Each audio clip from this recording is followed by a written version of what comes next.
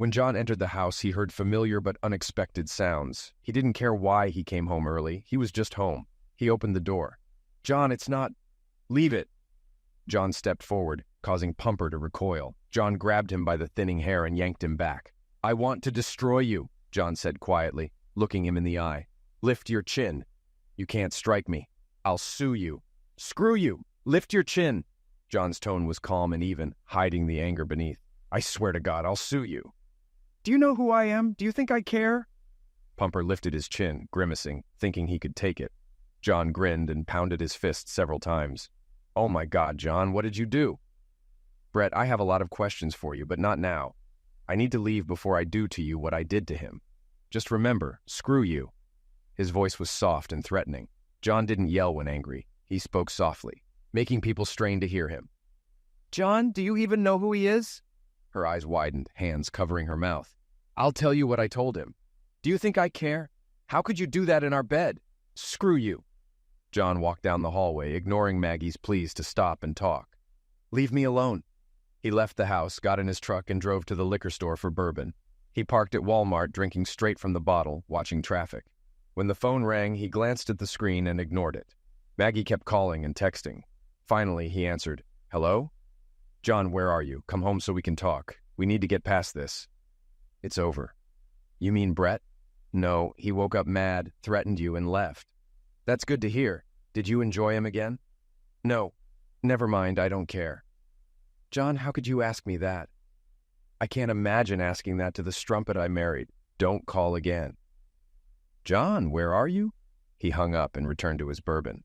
The next morning, he felt the pain of sleeping in his truck. He needed coffee and a bathroom. It was 7:30 a.m. He bought jeans and a shirt at Walmart, then changed in the truck. At the office, he found 37 messages, 20 emails, and 3 missed calls, all from Maggie. Bob entered his office waving a hand. "What the hell is this? Are you drinking it or bathing in it? Smells like Maker's Mark 2019. Such a good year." John smiled. "Bad day yesterday. Worst night." He hung his head. "Crap. What's up, buddy? Maggie unhappy? If you show up smelling like that, she'll be more pissed." "Screw Maggie." John looked at Bob. "You never did that, right?" "You're kidding? I did, right before you tore my head off." "What's the matter? I got back early. She was in my bed. Oh, crap. Are you sure?" I stood in the doorway, took a look. He showed his abraded hand. "Strike the crap out of him." "Oh, crap." "Someone from the law firm." He wasn't answering questions when I left. Softly, Bob asked, "Did you destroy him?" "No, he's coming after me, that bald prick." "It would have been better if you did. A crime of passion. Now it's premeditated. You're screwed." "I know, I loved her." "Why?" His voice was anguished. "I gave her everything. Loved her more than I thought possible." "Why?" A tear rolled down his cheek. "Have you asked her?" "No, I don't want to talk to her." "You'll never get answers if you don't." "I know. I don't want to know. Screw this. I need to disappear." "You're leaving? We worked so hard on this place, since we graduated. Don't give up. I can't afford to buy you out." "We'll figure something out. I'm getting on a boat this afternoon. I'll call you when I get there." "John, wait. Where are you going?" "I won't know until I get there." "I'll call you. Keep paying my salary. If it gets unfair, call me and we'll work it out. I'll keep working on the design from the boat. When I'm settled, I'll send my new bank account info for direct deposit." John gathered what he needed and headed back to his truck. He stopped by the bank to set up a new account and grabbed a starter checkbook before dropping a note to Bob and driving to the marina. The dock was buzzing as he reached his 33-foot Grady White yacht. It was 11.5 feet wide with a small but spacious cabin and an upgraded 560-gallon fuel tank. The 2 Yamaha 350 motors made it fast. He leaned back, staring at the GPS screens, calculating distance, fuel consumption, and provisions.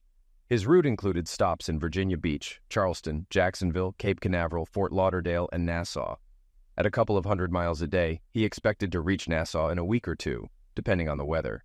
A storm from the Gulf could delay him, but he hoped it would head north. Planning helped distract him from his pain. He needed to leave quickly, fearing he'd be found before he could escape. Once at sea, he knew he'd be alone for a long time, facing the dangers of solo travel. His phone rang, but he let it go to voicemail. The message read, "You have to talk to me. Don't just walk away from us." This enraged him. Don't walk away from us. Had she thought of that when she slept with Pumper? He called her. "John? Where are you? I've been worried all night and day. Where are you? It doesn't matter. I want answers, John. Just come home and talk. Please don't give up on us. You already gave up. Remember the event at school? That was a mistake. I should have trusted my intuition instead of my heart. Now I'm screwed. John. Maggie sat at her desk, staring at a photo of John, tanned and smiling while holding a fish. He was always fishing or traveling for work. She'd traveled with him a few times, but hated the places he went, like Mountain Home, Arkansas, and Monroeville, Alabama. The last time she joined him, he was in the oil fields north of Guatemala, and she was miserable. She knew she was a complainer, grumbling while he worked in the heat. He came back exhausted, and she dragged him to parties. He didn't want her to work, but she needed to stay busy. She went to law school, got her degree, but settled for a paralegal job. She loved the excitement of the legal environment, the big cases, and the energy. One day, a junior partner called her into his office. Maggie was well-built and confident. Knowing her looks and personality made her a valuable asset. Maggie, we have an interesting case that's being fast-tracked. It's a land deal that needs city approval. We need someone willing to work overtime. Are you interested? Sounds interesting. Where is it? Just outside Washington, D.C. in Maryland. The zoning is correct, so we only need city approval. It'll take time, and I need your help. Interested? Sounds like fun. She didn't quite understand how it happened. Late nights at the office led to dinner outings, first a deli, then a nice restaurant, then a club. Dancing was a fun escape. John was away Monday through Thursday, due home Friday. She knew the dance with Brett crossed the line. It excited her that he wanted her. Giving him a little push wouldn't hurt, right? We can't do this, Brett. We're married, just not to each other. Brett, no, please, not here. John checked the weather. It was calm enough to reach Virginia Beach. He planned to refuel there, then head to Charleston, avoiding Oregon Bay. After a grocery run, he shut down the engines, pulled the ropes, and left the bay. He glanced back at his truck, feeling like he was leaving an old friend. He set the autopilot down the Chesapeake, tethering the boat to the guest dock, and pulled out his phone. 54 texts, 30 emails, and 5 more calls from Maggie. He had to deal with it. John, where are you? You have to listen to me. This doesn't mean anything. You're talking about our marriage. No, it meant you lied, and our marriage is over. When did it start? John, please come home. We need to talk. I'm not coming home. Where are you? Gone. You won't find me. You left town? Where did you go? Away. You tore my heart out. John's voice broke. Screw you. Don't call me. I'm dead to you. Goodbye. John, please, don't go, please. Bye, Maggie. Have a happy life. Brett, let's go. John's gone, and Barb's not expecting me. Maggie was shocked, but followed Brett to his car. During the ride home, she checked her phone, feeling fear and anxiety. She doubted again, getting angry. Why was he always on the road or fishing? She decided she'd do it once and forget. John would never know. She went straight to the bedroom and woke up at 11 o'clock. Brett, no, we can't do this again. Come on, Maggie, you liked it. Shut up, Brett. It won't happen again. Maggie, now that I've had you, I don't know if I can work with you without more. This could affect your job. Brett, what would it take to make this stop? I love my husband. He would destroy us if he found out. She started crying. One more time, then I'll think it over, damn you. John, what did I do wrong? Why wasn't I enough? I loved her so much. John decided to wait out a storm instead of risking rough seas. He bought a folding chair and sat watching people pass by. He couldn't stop thinking about Maggie and Brett. The memories flashed in his mind, tearing at his heart. He remembered the first time he saw her laughing in the student center, her hair catching the light, her natural smile and those ice-blue eyes. She looked at him and smiled, making him blush. He gathered his things, thinking she was out of his league, but their eyes met as he walked past. Hi. She's so cute, and he's not brilliant, but not creepy either. I hope she remembers me. I'll remember her. A few nights later, he was at the frat house door. The keg was full. Hey, I saw you at the Gull's Nest, right? He turned and saw her. Yeah, I think so. Why didn't you say hello? I did say hi, but you didn't stay and talk. Why? I didn't think you'd be interested. He blushed. You don't talk much, do you? Not really. You're making this hard. You're very direct, he said, smiling. It's an art. She flipped her hair, laughing. John fell for that laugh again and decided he'd do almost anything to hear it more. She's out of my league. I should leave now. I should go. I have a test tomorrow. Wait, what are you studying? Engineering. I have a test on thermodynamics. I don't know what that is. I like engineering because it has rules that can be creatively applied. I'm not sure what you mean. She smiled expectantly. Here's the point. If I look at you from across the room, you're at least a 9. If you're smiling, a 9.5. Laughing, a 10. I'm a 5, maybe a 6. She laughed. Don't date someone more than 1 or 2 levels above you. The lower rung will suffer. I'm just that kind of person. Come on, you don't believe that. Absolutely. I worship you, convinced you don't walk on water to keep your shoes dry. I'm obsessed with school or projects. That's just who I am. He smiled, and she found it cute, almost boyish. I'm also absent-minded and sloppy. No, you're not. I just tolerate mess well. He smiled, blocking out the party noise. You'd start smiling less and not laughing at all. Then some great guy would find you, and you'd think you deserved better. Eventually, you'd hate me, and I'd leave heartbroken. We should skip to the end to avoid the pain. You're crazy, she laughed. In my mind, we had a relationship and we parted as friends. Have a good day. Have a happy life. He whispered in her ear, Goodbye, my love, and walked away. She stood stunned, watching him disappear into the darkness. She tried to follow, but couldn't catch him. 2 days later, he was reading in the student center when she, a bubbly blonde, approached. Hi, Mindy, this is my ex. We were happily married for a while until he lost confidence and left. Hi, ex. Hi, Mindy. He doesn't even know your name since you weren't married. Well, we might as well have been. What's your name? If I'm going to pine for a lost love, I should know your name. John. Maggie. She shook John's hand with a firm grip, yet her hands were incredibly soft. They talked until it got dark, noticing Mindy had left. Thanks for the time, Maggie. Have a good weekend. I'll be looking for you, John. If you asked me out, I'd probably say yes. Maggie, your 10 against my 5 won't work. Looks aren't everything, and you're definitely above a 5. Now that I know how smart and sweet you are, a 10 doesn't fit. In my eyes, you're closer to a 10. Don't sell yourself short. You're tall, muscular, but not too much, and you have a beautiful face. Why do I scare you? She looked at him, noticing his unique brown eyes. When you laugh, my heart gets lighter. Your smile makes my knees weak. Even when you talk about boring subjects, I hang on every word. I'd do anything to make you laugh. She laughed, and he smiled thoughtfully. You don't talk about your problems and think about others. That's irresistible. I'm scared you'll break my heart someday, and it will be my fault. Did you just say you love me? Yes, I have to go now. See you later. John, wait. She called out as he crossed the room. Please don't make me beg. Just meet me for dinner tomorrow. He hesitated, then shook his head. I have a test Thursday morning. How about Thursday night? I can't Thursday, but Friday works. Sure. Meet me here at 6. She kissed him briefly and ran off. He watched her through the window, then noticed the guy next to him laughing softly. You're done, kid. She won. He leaned back in his chair.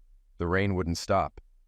Feeling cold, he went to the cabin, crawled into bed, and tears mixed with the rain on his face. He missed her terribly. He vowed never to make the same mistake again. John woke to sunlight streaming in. He made scrambled eggs and sat at the small table, remembering how much it hurt to think of Maggie. He looked at his phone and saw messages from his sons, Jimmy and Sydney. He hated that they were involved in all this. Jimmy had just graduated and was working as an intern. He called John, saying he didn't need monthly payments anymore and wanted to be independent. Sid, a scholar working on his doctorate, loved the sea like John. He joked with Sid about studying ocean engineering, knowing things rust in salt water. The thought brought the first smile to his face in days. Hey, Sid, I saw you called. Hey, Pops, where have you been? I'm on vacation traveling. Mom's going crazy. Dad, what happened?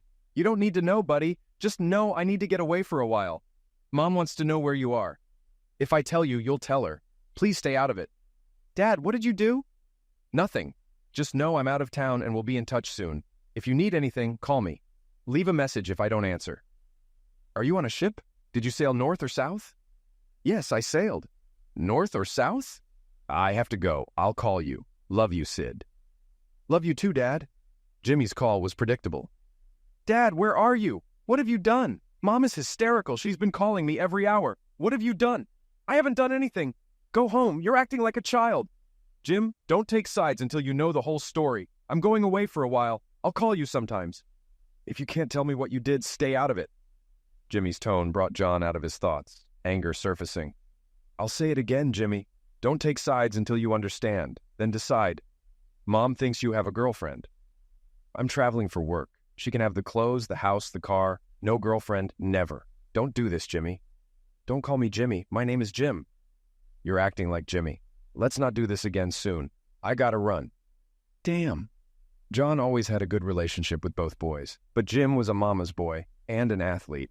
John was his chauffeur and coach. They had a good relationship, or so John thought. He knew Sid would be patient, but Jimmy would take sides quickly.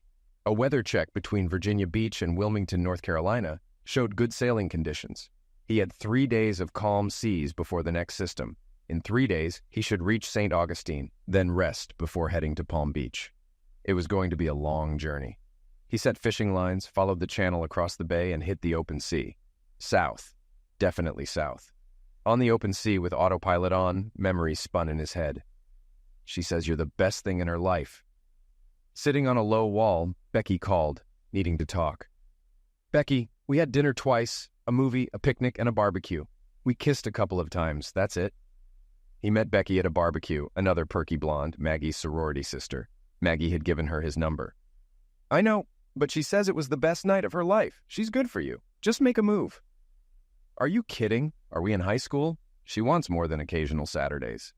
Last question, why me? I see guys chasing her all the time. Why me? You're good-looking, funny, smart, and great at kissing. You should open a kissing booth. John laughed. I'll call her. We can talk, but it has to be a relationship. Becky laughed. Please call her. She's moping because she hasn't heard from you. Does she know phones work both ways? She could have called me. Becky glared. I'll call her. John met Maggie at the sorority house door. She was waiting on the stairs as he approached. Hi, Maggie. Hi, Becky. How are you? Hi, John. She turned to Maggie, brushing her shoulder as if removing lint. Don't be late, dear. I'll be waiting upstairs. She laughed and ran up the stairs. John, can we talk? Sure. Here? No, too many eyes and ears. Let's walk. As they walked across the field and sat on a bench, Maggie began. John, do you like me? Do you find me beautiful? We covered that before. Of course I want you. Every guy wants you. What's the problem? A Porsche drove by, and a guy leaned out. Nice, baby. Let's go for a ride. John smiled, and Maggie gave the guy the finger. That's the problem, Maggie. Every guy wants you. I need exclusivity. I'm not competing for your heart. John, I'm not interested in anyone else. When I saw you at Bogart's last week, it didn't seem that way. Holding hands with that guy? He doesn't mean anything, just a date between friends. Why didn't you tell me? I need exclusivity. I can do that. What about when I have to travel for work? Will you wait for me? John, you're the only one I want. I'll break up with the other guys. They're just friends. Maggie, I need trust. Once it's gone forever. John, I promise I'll never lose your trust. So we're officially in a relationship? John blushed, which Maggie found sweet. Yes, John, thank you. They walked around campus for hours, ate lunch at the student center. When they crossed the road, Maggie twisted her ankle and would have fallen if John hadn't caught her. Crap, that hurts. John gently removed her tennis shoe. It's not swollen. Can you put weight on it? Let's get you to the ER. John carried her to the ER, and after a mild sprain diagnosis, they walked out. John carried her to his apartment, placing her on the bed. As he navigated the waves, he thought about Maggie, tears in his eyes. After refueling, he parked for the night, got a folding chair, and sat on the deck with a bottle of whiskey. John was too hungover to sail the next day, so he stayed on the yacht. His phone vibrated until it almost fell off the table. Finally, he answered. Hello? John? Where are you? Why don't you want to come home and talk? It's not my home anymore. I'm not coming back. John, please don't do this. Please, it's not... Don't say it didn't mean anything. It was just one time. I hate being a cliché. Just one question. Why? John, please, I love you. Can we forget about this? Maggie, remember when we started dating? You said you were breaking up with Tim, but it didn't look that way. This is worse. You broke my trust. Answer my question. Why? John, it was a mistake. That's the first true thing you've said. It ended our relationship, our marriage, and our happy home. Remember? John's anger grew along with the discomfort in his stomach. Haven't I always given you everything? A house, car, clothes, jewelry. I thought our life was good. You never complained, and now it wasn't enough? He heard sobs through the phone. It's not you, John, it's me. Screw you. Why, Maggie? Just tell me why. John, come home. Tell me where you are, and I'll come to you. Let's just talk. No, I need to know why. I don't know, John. It just happened. If we can't figure out why, how can we avoid it in the future? I'm done. Goodbye, Maggie. Please understand this is the end. No, John. He pressed the end button. Those early days of their relationship flashed back. He should have seen it coming. She'd promised to break up with others, but how many had there been? The memories played like a movie, her laughing with Tim, holding his hand. John stepped out of the shadows. Hi, Maggie. Her face told him everything. They'd promised exclusivity, but this wasn't it. John, this is Tim. Nice to meet you. Tim extended his hand, but John didn't reciprocate. Sure. It was good to see you, Maggie. John turned and walked away, wanting to punch something, but couldn't. John, wait. Sorry, I don't have time. Maggie was torn, planning to break up with Tim, but hadn't yet. Tim looked confused as John walked away. Who was that? Tim asked, uncertainty on his face. That was John. I wanted to talk to you about him. What do you mean? He's my boyfriend. Then why are you here with me? I wanted to tell you face to face, maybe over dinner. I don't blame him for being mad. Bye, Maggie. Tim, wait. John went to the library but couldn't focus. He gave up and went home. Hey, you're here. That girl you were talking about keeps calling every 20 minutes. The phone rang. I don't want to talk. What should I tell her? Tell her I'm not here and to stop bothering you. What did she do? Run over your dog? Hello? Ray answered. No, he's not here. I don't know where he is. He's not here. Ray hung up and smiled at John. Let's go get a drink. I'll buy the first 3 rounds. Ray pulled John into bed late at night after listening to him talk about Maggie. Once John got drunk enough, he started sharing everything about how he met her, their dates, and his feelings. Ray was relieved when John finally calmed down. A good drinking session couldn't cure everything, but it helped. John left campus after his exam and spent the week at home with his parents. His dad had gotten him into yachting with their 32-foot Nicholson yacht. John loved the sea, the wildlife, and cruising after dark with dolphins chasing the boat. He loved the night sky near the shore, where stars were so bright. He regretted not sharing this with Maggie. Maggie was waiting for him when they docked. How did you find me? I didn't want you to. I looked for you. When Ray said you were gone, I saw an envelope addressed to you. I went to your house and spent the day with your mom. I told her what happened. She said you'd be back today. I was afraid I missed you. She warned me not to expect a warm welcome. Said you don't open up often, but knew something was wrong. It's not like you to drop out of school. She was right. I don't want you here. Why not, John? I told you I was ending things. I said it would take time. Did you sleep with him? Why are you asking that? No, I didn't sleep with him. Not this time. You know I'm not a maid. We agreed to be exclusive, and I've kept that promise. Tim didn't get that. He left me in the restroom. I never saw him again. John, he's gone. You're all I need, please. He was about to leave. Seeing you with him hit me hard. I'm not competing for you, Maggie. It's either right or wrong. If you love me, you won't be with anyone else. If I find out you are, it's over. I came here to show I'm serious about us being exclusive. It meant nothing. I understand how it looked, and I'm sorry. It won't happen again. Can we go back to how things were? Please don't leave. Maggie, if you were honest, I could maybe get over it. But finding out like that made it seem like you were hiding something. I won't put up with that. He shook his head, thinking if life would be better with or without her. Things had been cold between them, but Maggie kept trying, and eventually John warmed up again. Their relationship began to grow. John sipped the warm water. Why didn't I get the hint? Has she been seeing others all this time? Was our marriage a farce? He got up, prepared to head out to sea again, buying provisions. That night, he struggled to sleep with questions running through his mind. The next morning, he set off for Georgia, then Florida, and finally Nassau. Oh, crap, Maggie. What am I going to do? Maggie wailed to Becky. I've lost him. I've lost everything. Maggie, why did you do this? What were you thinking? You gave up a 30-year relationship for an idiot. How will you explain that to the boys? I'm not going to explain it. How can I? Another bout of tears. She cradled her face, tears streaming down. Have you talked to them? Not really. Since I told them he left, I keep calling to see if he's contacted them. He's only called Jimmy once, and Sid hasn't said anything. So, to them, John just left you for no reason? Do you think they won't wonder if John did something wrong? Are you willing to let them think that and do nothing? You don't deserve him. You know that, right? I was good. I just stumbled. You make it sound like you slipped on a banana peel. You slept with him in John's bed. What were you thinking? Do you think John will ever forget that? Maggie looked at her, understanding dawning. If you'd had fun with him in the car and went home alone, maybe. But you brought him to John's bed and he found you. How can you explain that? You broke the nicest guy I've ever met. He was a coach, gave everything to you. Do you know how many women threw themselves at him?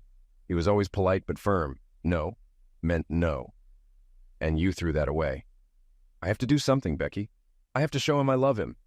You can try, but I'm not counting on you. If you can get him to talk, if you can beg, crawl, and be the best wife ever, it might liquidate him. And you have to deal with the boys. If they blame him, it's all over. Do you get that? I've messed up everything. He has to talk to me. He has to. John was sitting on the cockpit floor, a pump in his hand, wearing uniform shorts and a tattered t-shirt. His tan had darkened under the Caribbean sun. Hi, I'm Sarah. Hi, Sarah. Without looking up, he noticed a locking ring on the case. If he turned it, it might come loose, and he could unlock it. What are you doing? Fixing the pump. Why? It's not working. Where does it go? What's it doing? It pumps water into the well. Okay, now I know less than I thought. The sarcasm made John look up. She had long blonde hair, slim but not skinny, with the sun behind her. He couldn't see her eyes but saw her smile, and he instinctively smiled back. There's a tank for the bait fish, she explained. This pump takes water from the ocean and feeds it into the tank. The water then overflows back into the ocean, keeping it fresh and oxygenated. That way, the bait stays alive. It was the longest conversation he'd had in weeks. That was nice. What was nice, Sarah? John asked. You explained it well, not like I was stupid, thank you. You're welcome. You don't talk much, do you? Not usually. Can I come aboard and take a look? Sarah, can I help you with something? I'm trying to fix my pump to go fishing. I'm sorry if I'm bothering you. My parents thought swimming here would be good for me, but it just reminds me of bad things. John saw the pain flash across her face. If you want company, I'm not the best choice. I try not to think about bad things. Are you here alone? Where's your family? John shuddered. The ex stayed home. The kids are grown. You came here alone on this boat? Yeah, I need to buy a new pump. Stop by later if you want. Can I come with you? Where? To buy a pump. Sure, but I need to stop by the provision store. Will you wait for me? I need to tell my mom. Sure. John watched her run to a 60-foot sailboat. She looked like she was in her early 20s. A man peered out of the cabin, and John waved timidly. The man didn't wave back.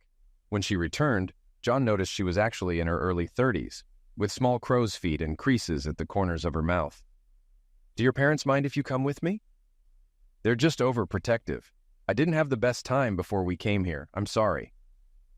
They walked in silence, the steel drum music growing louder as they approached the marina office. There was a tiki bar with a sandy floor. John asked, Would you like a drink? That would be nice. Are you sure you don't mind? No, I haven't talked to anyone in weeks. What do you need right now? A glass of white wine? John smiled. They sat at a table away from the bar. The afternoon breeze picked up, easing the summer heat. So, John, how long have you been here? What's your story? I went through a rough divorce, and my parents brought me here to get away. They rented a boat to escape our problems. She laughed, a mix of musical and sad. Her teeth were dazzling white, and her eyes a soft green. What's wrong with that? They care about you. A bad divorce, and I'm stuck on a boat with my parents who've been in love forever. It reminds me of what I'll never have. I love them, but it's hard. A tear rolled down her cheek. I'm sorry to dump this on you. I have to go. Sarah, please don't go. I understand more than you think. She can't be old enough for all this, John thought. John, I'm almost 30. It all came crashing down in 15 minutes. I left and never went back. I'm so sorry. Are you divorced now too? No, didn't go through that process. Have you talked to her? What happened? I talked to her a few times on the way here. Mostly questions from me, not many answers. It took a week and a half to get here, and I've been here almost a week. Sarah leaned back and looked at John with an expression of sadness. It was the most caring look John had seen in months. John, do you want to talk about it? Maybe someday, but not now. When are you coming home? We have 2 weeks left, but maybe sooner. Dad had trouble steering, and Mom and I don't know much to help.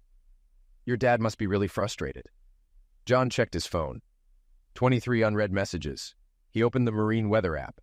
Strong winds tomorrow, but the next day looks fine. Maybe we can take the boat out. Do you think your dad will let me help steer? I wouldn't want to hurt his feelings, so maybe don't mention you know how to sail. My dad had a 30-foot sailboat when I was younger. We sailed a lot. It's not much different. Will you have lunch with us tomorrow? Can you help my dad? It would mean a lot to him. Sarah looked both excited and nervous. I think we can work something out. Can we meet here at noon? Oh, John, I'm sorry. I understand what you're going through, and here I am asking for help. It's not fair. It's okay, Sarah. I don't mind. The next day at noon, John walked up to the dock and saw Sarah waving. He shook the older man's hand. John Baker, nice to meet you. Ben Livingston. Ben's smile didn't reach his eyes, and he looked at John suspiciously. You sail? Yes, sir. My father had a 32-foot Nicholson yacht. We sailed instead of doing other summer activities. John, this is my mom, Beth Livingston. Beth looked like an older version of Sarah. Hi, John. Thanks for meeting us. Sarah told us you sail, and Ben is excited about getting out on the boat tomorrow. We don't want to impose, but it would be a big favor. Ben and Beth asked questions, testing John's sailing knowledge. They knew more about him than he expected, including his recent divorce and struggles. They understood he was an engineer, out of touch with his office for almost 3 weeks, and close to facing the world again. The schedule was set. John lay on the bow of the boat, feeling the light breeze and watching the calm water. Sarah settled beside him, looking at the sky. Penny for your thoughts, John. They're not worth a penny. I'll probably have to pay you. You've made my dad happier than I could have imagined. He's better off than he thinks. I just gave him confidence. What will you do now? I think my break is ending. I need to contact the office, sort things out with my kids, and start dividing things with her. Stand by, shouted Ben from the helm. He's in his glory, said Sarah as John rose with a rare smile. It's good to see. Look at how your mom is watching him. A cloud passed over John's face. I thought I had everything figured out, sorry. John adjusted the sails, ensuring they caught the wind and the mainsail didn't flutter. He noticed they were heading towards the harbor, realizing the day of relaxed sailing was ending. He settled back on the sailbags. I'm not looking forward to it. I understand. I went through this a year ago, John. Whatever happens, I'd like to stay in touch. Sarah's heart pounded, but John heard it. I know it's not the right time, but you've reminded me there are decent people around. She blushed, glancing at him and quickly looking away. Decent men, Sarah.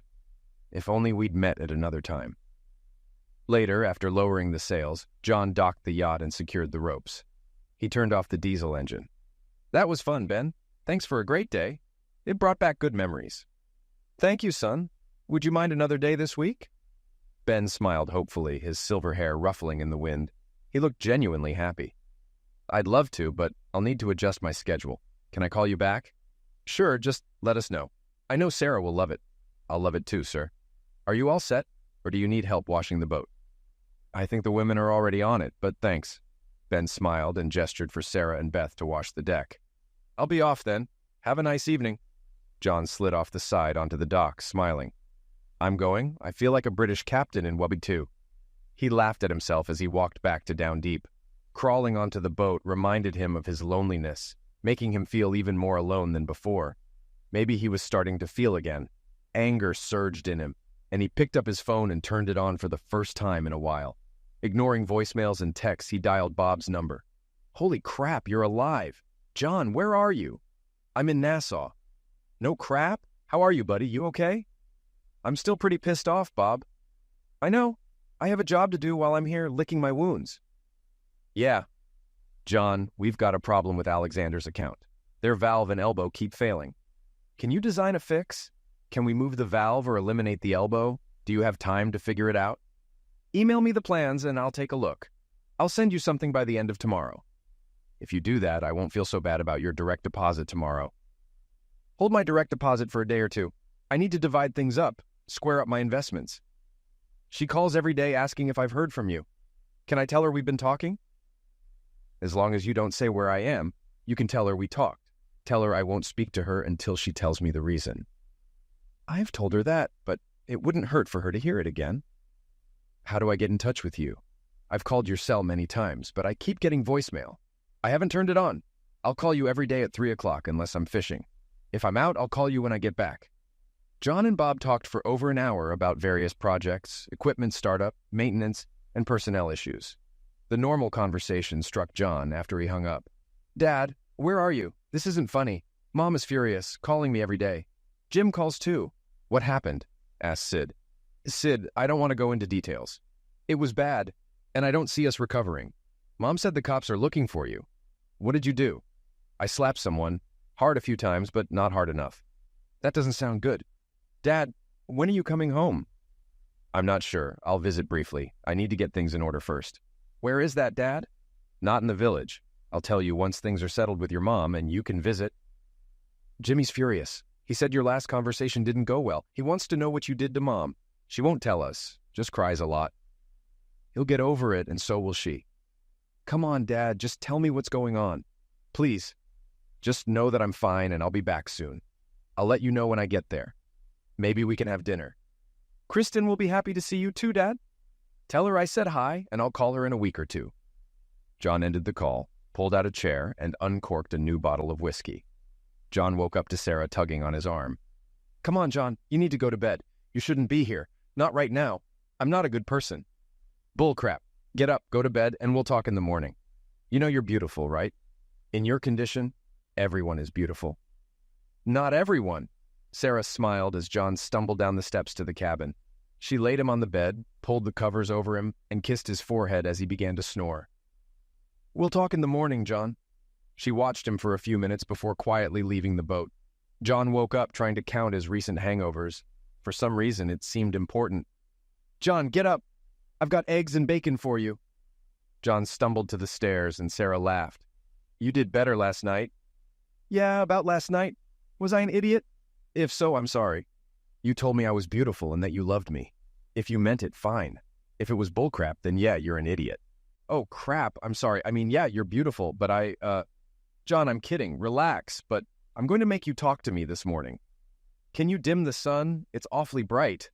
John covered his face with his hands. "It's good for you, vitamin D and all that." "So, John, what's wrong? You really want to know my full and crafty story? Pardon the language." "Yeah, I want to know what's eating you up inside, John. Keeping it all inside isn't healthy." "You know, I caught her cheating with her boss." "You say caught, but what do you mean? Heard her talking? Saw her somewhere?" "No, I walked in on them. It's a sight I can't forget." "Oh, crap. What did you do?" "I punched him 3 times as hard as I could, looked at her, and left." "And have you talked to her since?" "A couple of times on the way here. I told her I wouldn't talk to her again until she told me why. She didn't answer, so I haven't spoken to her since." "You look like you're in pain. Can't you stop thinking about it? You drink yourself into oblivion every night." "I loved her, Sarah. Loved her with all my soul. I cherished her." "Your use of the past tense seems final. No chance of reconciliation?" "None. The luster is gone. We had an issue early on and I dealt with it. But this, I'll always remember that look. It makes me doubt myself. Am I not good enough? Bad in bed? Is he better?" Sarah laughed. "John, men worry about size more than women. For most women, it's emotional. The mind is the biggest erogenous zone. Then I must be lacking in skill.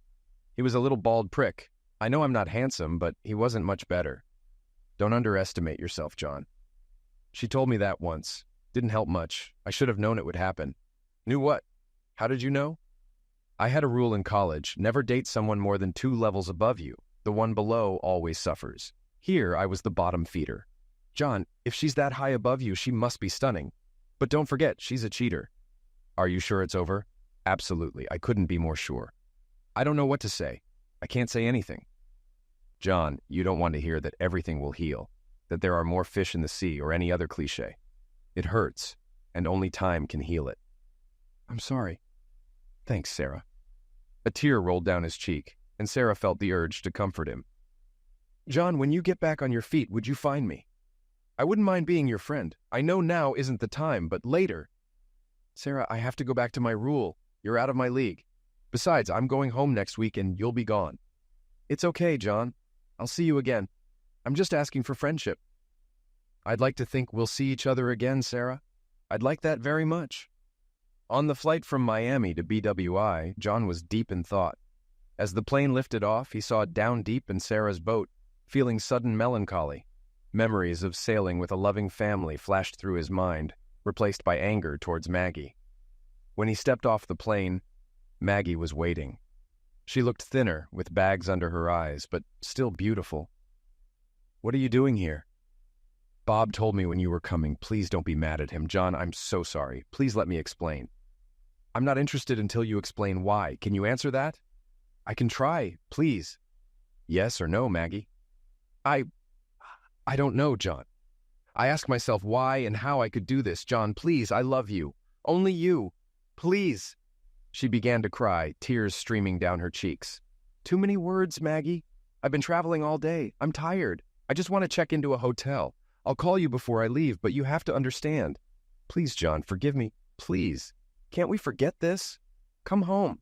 "Maggie, you knew the rules. We were a team, no rivalry. I thought it meant until death do us part. But you eliminated it. We're done. I have to go." Maggie watched him walk away, get into a cab, and drive off. "John!" exclaimed Bob when John walked into the office the next morning. "Hello, Bob. It's good to see you. The clients have been asking for you. They want you to help with the launch. Can you go to St. Louis for a week or two?" "I need to see a lawyer first. I'll sort out my finances and figure out what else needs to be done." "Are you okay?" asked Bob, putting his arm around John's shoulders. "Bob, my head is clear, but emotionally I'm dead. I don't know if I'll ever get over this." John picked up a framed picture of Maggie, looked at it, and tossed it in the trash. "Everything reminds me of her. Maybe we should go our separate ways." "John, you're the heart of this place. I have a proposition for you. Once you're settled in, let's go out to lunch and talk." "I don't want to hear it, Bob. Don't try to convince me to bring that cheating strumpet back. No way. I'm not talking about her. I'm talking about work." Bob laughed as he left.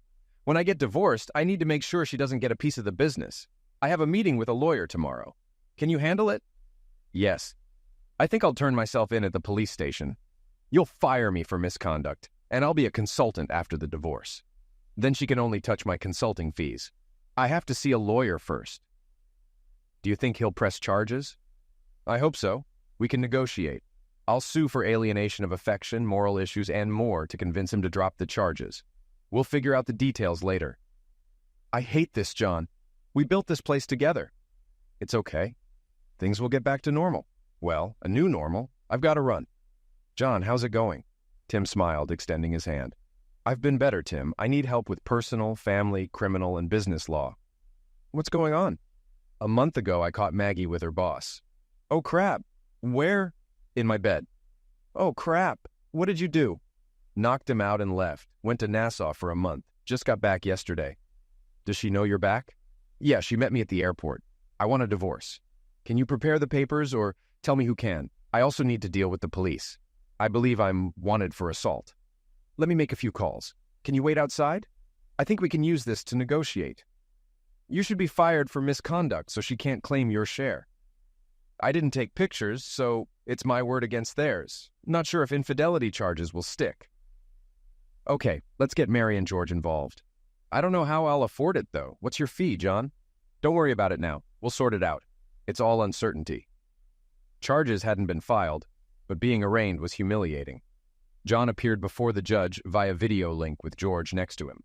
"Mr. Baker, it says here you assaulted Mr. Brett Gunaris, striking him several times. How do you plead?" "Guilty, but I didn't punch him in the head, just in the face. 3 times. "Do you admit to striking him? Are there extenuating circumstances?" "Yes, Your Honor," replied George. "Please explain, Mr. Baker. I don't mean to be disrespectful, but they were in the middle of—" "In flagrante delicto, Your Honor," George interrupted. "Thank you, George. Yes, Your Honor. They were doing it in my bed, in my house." A hint of a smile appeared on the judge's face. "And you decided to punch him?" "Yes, Your Honor. My arm was hurting, so I didn't think a 4th punch was warranted." "The state appreciates your restraint, Mr. Baker. You'll be in my courtroom in 2 weeks. Is that satisfactory, Mr. Hands?" "Yes, Your Honor," replied George. "Mr. Baker, you've got the wrong guy. Mr. Gunaris is campaigning for state's attorney and is very unhappy about the costs of his emergency care and dental work due to the damage you caused. If he's unhappy, so is the district attorney. Be prepared." She smiled at John. "Thanks, Your Honor. We'll be ready," George answered for him. "Oh, and Mr. Baker, please don't punch anyone else." "Yes, Your Honor." "You are released on your own recognizance. Don't leave the state, Mr. Hands. You're responsible for ensuring your client is in court at the appointed time. You are free to go." "Yes, Your Honor, he'll be there." As George and John left, George muttered, "My God." She smiled. I've never seen her smile before. She seemed nice to me, George. She's never been called nice, more like hung Harriet. That'll be interesting. The next day, John received termination papers by courier stating that the partnership was dissolved on moral grounds due to his arrest and pending sentencing. He took the letter to Tim's office and tossed it away. Now there was nothing left to do but wait. The yacht was still in Nassau. He couldn't leave the state and was unemployed. He drove to the bay in a rented car, sat on the shore, and watched the water until it was too dark to see. The next day, at 11 a.m., as he sat in his hotel room, the phone rang. Hello? John? John, please don't do this. Maggie, I told you I won't talk to you again until you give me a reason. I didn't mean for this to happen, it just did. We were working, had a drink, went dancing, and then it just happened. Maggie, do you know how much this hurts? You ripped my heart out. I thought we'd grow old together, play with our grandchildren. Now it's all gone. John slammed his hand on the table. John, please let me explain. Let me show you I love you. Please meet me. Explain, one try. Then you sign the papers and we move on. I'll have a lot of free time soon, probably in jail.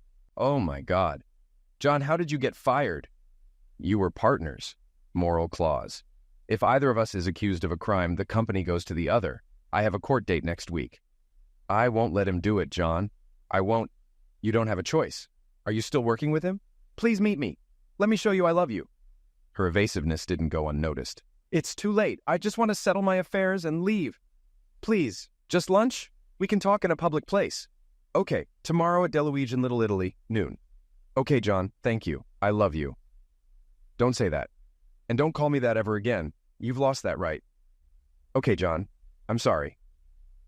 He was sitting against the wall when she came in. She looked as beautiful as she did in college, though with a few extra pounds and red eyes. Maggie! He didn't stand up as she approached. No hugs? She asked with a strained smile. No. John, you're so cold. We've spent 30 years together. You had fun with another man in my bed? How many times? How long? It was only once, John. Do you expect me to believe that? I don't. It was a mistake. It just happened. You make it sound like you slipped on a banana peel. You don't have to be rude, John. Isn't that what Becky said? John, I'm so sorry. I can't believe you've lost your company. Are you going to fight it? No. It's in the contract, just like the morals clause in your job. I'm going to sue him for alienation of affection and your firm for not honoring the morals clause. John, you're just trying to hurt me. I deserve it. Say whatever you want and I'll take it. Just let me show you I'm sorry and that I love you. Remember Tim in college? That was your only chance. Yes, you won't have another. How would you feel if you came home, excited to see the love of your life, and found him with someone else in your bed? Oh my God, John, I'm so sorry. I wasn't thinking. You weren't just seeing me in your head at that moment, were you? It hurts, John. Pain sucks, doesn't it? You want to feel pain? Try the boys calling and asking what you did wrong. What did you tell them? I didn't. I just asked where you were. Her sobs made her words fragmented. You have to take responsibility for your actions. Until you do, nothing will change. I don't know if I'll ever get over it or trust you again. I told you this would happen back in college. You're a 10 against my 5. I'm done. If I don't end up in jail in the next 2 weeks, I'm out of here. Where did you go, John? I know you were on the boat. I found your truck and took it home. It's in the driveway. Give it to one of the guys. Give it to Sid. He hasn't accused me of anything. I don't know what's going to happen to Jimmy. You think I have a girlfriend? Maggie's face went pale. Oh, God, no. Tears flowed uncontrollably. I'm so sorry. What have I done? You've ruined this family. I don't believe you anymore. John, please believe me. It was just one time. We came home from the bar, and it happened. You slept with him in my bed. The most vulnerable act you can do to another man in my bed. Anger flared again. Yes, John, I'm so sorry. I can't deal with this. I'm getting out of here. Don't call or write me. Deal with the boys. If they call me, I'll know you took responsibility. I'll let you know if I don't go to jail. If I end up in jail, you won't be my only call. John stood up, threw some money on the table, and walked out. Maggie reached for him, but he brushed her off. Mr. Baker, the judge said, I see you've taken responsibility for your actions. You're driving a little fast, but otherwise you haven't broken the law. She looked at the papers on her desk, then at John. Do you have any statements? Anything to say about your punishment? Your Honor, I'm sorry my actions brought us here. Sorry for wasting your time. I wish I could say I won't do it again, but if I caught my wife—" He looked at George. "In flagrante delicto." The judge smiled as George whispered, "Yes, that's right. I'd be inclined to punch him again. I'll try to restrain myself." "Mr. Baker, are you working? I was fired due to the morals clause. I'd like to come back, but it depends on today. The court believes you made a bad decision under extreme stress. I'm treating this as a PBJ. Do you know what that means?" "No, Your Honor. It means I'm not declaring you guilty or innocent. I'm giving you probation until sentencing. This stays on your record for 5 years. If you commit another crime in the next 5 years, you'll serve time for that crime and this one. Double or nothing punishment. Can you behave yourself?" "Yes, Your Honor. It will help me restrain myself." "Your attorney will have papers for you to sign. You're free to go." "Thanks, Your Honor." John turned to leave, glanced back at the judge who smiled at him, and left the room. The lawyers, John and Bob, sat at the table. "I can't believe it, John. I've never seen her so easy on anyone before. PBJ for assault is rare. How will this affect our plan? How do we protect the business from Maggie?" "John, just go back to work. If you don't, we may not have a business left to protect," said Bob. "I'll keep working for the business." "Tim, what if I go back as an employee, not as a partner? When this is over, Bob can promote me back to partner." "That could work. Let me review the partnership agreements, see what provisions apply under PBJ. You're not convicted, but we need to follow the book." "Has she signed the papers?" "No, not yet. Bob, I'm going back to Nassau. I'll work remotely and figure out how to get her to sign. I might head to St. Louis next week." "Are you sure, John, that you don't have a way back?" "No, I'm done. I just want to move on with my life." John walked down the pier toward the Down Deep and saw the empty spot where Sarah's boat had been. A wave of melancholy hit him, realizing she was gone from his life. He cherished the memories of their time together and the boat ride with her parents. She was proof that good, loyal women existed. Maggie watched John leave the restaurant, feeling his pain like a weight on her chest. She struggled to breathe, her hands shaking. She wanted to hold him, to make everything better as she had in the past, but she knew it was truly over. She kissed John in her mind one last time, feeling his warmth as tears flowed from under her sunglasses. "Mom, really? Are you kidding me?" Jimmy asked. "You got caught in Dad's bed. Do you know where he is?" "No. I tried calling, but he won't answer. I think Sid knows, but won't tell me." "Mom, I'm so mad at you. I can't believe you did this." "I still love you, Mom, but I don't understand how you could do that to Dad. I have to call him. I hope he takes my call." "He's out of the country, Mom. He doesn't want to talk to you or Jimmy." Sid answered the next call. "Sid, please make him talk to me. Give me another chance." "Are you still working with that guy?" "Yes, I have bills to pay, a mortgage. Find another job, Mom. Unless this guy means nothing to you, you're ready to leave the family. If not, the family will leave you." "Sid, why are you being so rude?" "I'm not the one who screwed up, Mom. You did." "Oh my God, I really screwed up, didn't I?" Maggie hung up and sat at the kitchen table, her head in her hands, until dark. She moved to the bedroom and lay on the bed, unable to understand why everyone was so angry. It was just one slip-up, she thought. Tears flowed as she hummed the tune of a Cheaters song, stuck in her head. The storm crossing the Atlantic was the 5th named storm of the season, expected to reach hurricane strength by the time it hit the Virgin Islands.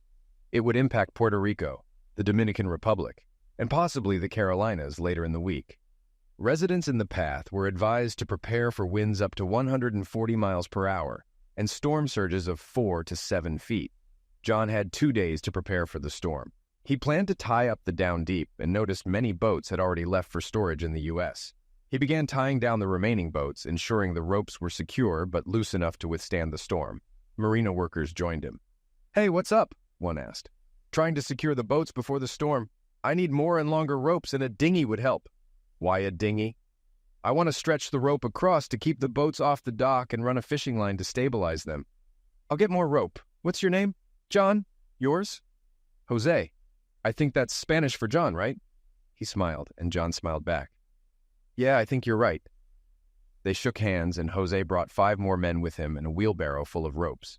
They spent the day and a half tying the boats. The sky was clear, and the sound of waves echoed from the shore.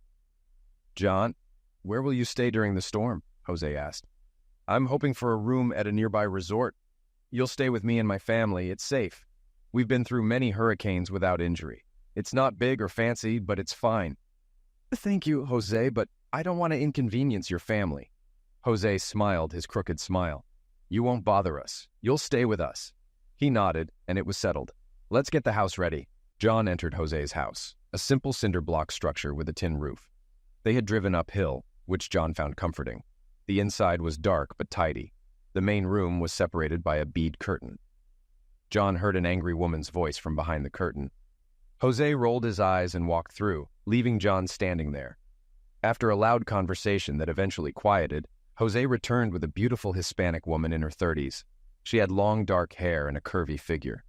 She extended her hand, and John shook it, noticing her soft but calloused fingers. You're Jose's new friend? She asked in broken English with a strong Spanish accent. Yes, ma'am. I'm here to help. Are you staying for the storm? Yes, if you don't mind. Okay. Thanks, ma'am. You work? I cook. John followed Jose outside. They secured the windows with pieces of corrugated tin, and neighbors joined in to help. They moved from house to house as the sky darkened and storm clouds gathered. John was too busy to call his boys or worry about the down deep. He focused on giving the boats the best chance to survive the storm. Back at Jose's house, they settled into canvas chairs on the porch. The woman brought 2 cold beers, handed one to Jose and the other to John, then silently went back inside. Is she your wife, Jose? John asked. Jose laughed loudly. No, John, my wife is dead. This is Hermosa, my sister-in-law. She is beautiful, isn't she? Yes, she is. Other men joined them on the porch, accepting beers from Hermosa, who smiled for the first time in John's presence. It was a beautiful smile. John listened to their conversation, understanding only a few phrases. He watched the sky darken and felt the wind pick up, realizing the storm was approaching. He thought of Down Deep and felt he had done all he could to protect it and the community. As the rain began, the men thanked John and left. One man hesitated, then shook John's hand, saying, Thank you, John, for helping us today. You're a friend, aren't you? Yes, we are friends. You're welcome, sir, John replied. The storm hit, not as strong as predicted, but still powerful. The power went out as John slept on the couch. Hermosa came out from behind the curtain, pointed to the couch, and John got up to join her. He put his arm around her as she snuggled in. They sat like that for hours, her breathing even as she fell asleep. John eventually dozed off too. He woke to find her looking at him with a mix of emotions. She was breathtakingly beautiful. Jose emerged, saw them, shrugged, and asked, ¿Qué pasa aquí? Hermosa launched into a rapid explanation. She said you helped her through the storm. She was scared, and you held her. She also said you were a perfect gentleman. But I'm not sure if she's happy about that or angry. Women, you can't understand them, can you? No, I can't, John replied. Jose, are you ready to go to the wharf? I need to check on the Down Deep. Hermosa left to make breakfast. Are you hungry, John? We'll sit on the porch, okay? John and Jose took their chairs to the porch and watched the neighborhood come to life. Fallen branches were dragged to the curb and yards were cleaned up. Hermosa brought them plates of scrambled eggs with spicy salsa and spiced beef. It was the most delicious meal John had ever eaten. John and Jose pulled fallen palm branches out of Jose's old Toyota pickup and prepared to leave. John shook Hermosa's hand, but she pulled him into a hug and said, "Thank you," in a strong Spanish accent. John bowed his head, got into the truck, and pressed himself against her. The trip to the marina was quick, with Jose swerving to avoid debris. At the marina, they found one boat flooded and another damaged, but the Down Deep was intact. Jose's crew arrived and got to work. Jose thanked John for his help, relieved they had weathered the storm better than expected. "Jose, what about the sunken boat? Are you helping?" John asked. "Of course. Let's see what we can do." They found the needed equipment in the shed. John helped secure the airbags and ran the straps under the sunken boat. The ancient compressor worked, and the boat began to rise. They pumped out the water, and by nightfall, the marina was in good shape. "Thank you, John," Jose said, pulling him into a hug. "Are you coming with me?" John asked. "Thank you, Jose, but I'll stay on the Down Deep. Please thank Hermosa for everything." John started the generator on the Down Deep and charged his phone. He had several messages from Sid, 2 from Jimmy, and 1 from Maggie. There was also a message from an unfamiliar number. "John, I heard about the storm and wanted to make sure you and the Down Deep were okay. I'd love to hear back from you. Sarah." After assuring Sid he was okay, he called Jimmy. "Jim, hi, I saw you called." "Yes, Dad." Sid was really worried about you. I'm sorry, Dad. Mom told me what happened. I'm sorry I blamed you. It's okay, Jim. I told you not to take sides until you knew the whole story. I know, Dad. Can you forgive her for the sake of the family? Jim, I can't. She destroyed my trust. I can't go through that again. Maggie sat with Becky, worried. Oh my God, Becky, he's out there in the boat. I hope he's all right. Maggie, he knows what to do. If anyone can get through this, it's John. What are you going to do? There was a knock at the door. Maggie answered it. Are you Margaret Baker? Yes. May I see some ID? Oh my God. Am I being served? Becky, he's really divorcing me. You've been served. Maggie took the envelope, sank onto the couch, and whispered, No, I'm so sorry. It was just one time. It didn't mean anything. Maggie, it meant something to John. 2 days after the storm, John was on the deck fixing the pump. What are you doing? Asked Sarah, standing there in a pink and white striped shirt. Sarah, what are you doing here? He walked to the side of the boat. I heard about the storm. I wrote you but didn't get a reply. May I come aboard? Let me get a chair. Where are you staying? I'm glad to see you. I don't know where to stay yet. The hotels aren't all open. I came straight from the airport. I'm sorry, John. That was stupid. What do you mean, stupid? I thought I'd never see you again. I couldn't bear the thought of you needing help. I'm sorry, John. I shouldn't have come. Sarah, the time we spent together was special. You're an amazing woman. Let's figure something out. Jose will help us. It's okay, John. A tear rolled down her cheek. I'm going back to the airport. Let's talk to Jose first. Hold on. John leaned over, kissed the top of her head, and went to find Jose. The next week, John and Sarah fished, sailed, relaxed on the beach, and spent time getting to know each other. When John left for St. Louis, they flew to the mainland together.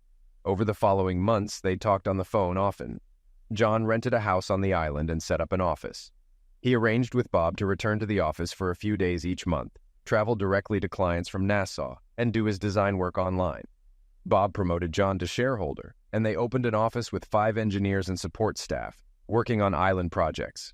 Maggie agreed to the divorce terms. She kept the house, and they split the liquid assets equally. Maggie sued the law firm for maltreatment, resulting in Pumper being fired. He struggled to find work, and eventually left the area.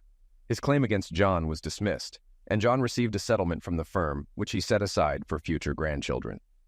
Sarah and Maggie met one sunny afternoon when Sid and Kristen, along with Jim and Courtney, visited.